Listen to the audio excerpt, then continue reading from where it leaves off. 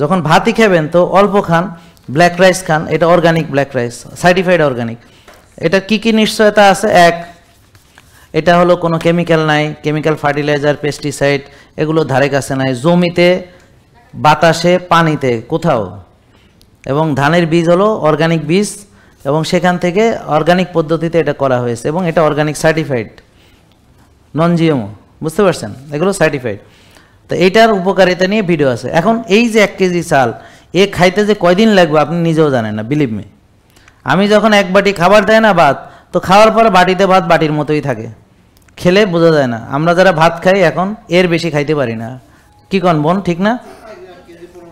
ওই যে উনি 1 কেজি 15 দিনে খাইছে, আমার কথা বুঝছেন? তার মানে এই যে আর ওদিনে মাসে ওদিকে 50 কেজি চাল লাগে, আর ওনার 1 কেজি লাগছে 15 দিন, এইটাই হচ্ছে কথা। তা আপনার 2 কেজিও লাগবে না 1 মাসে।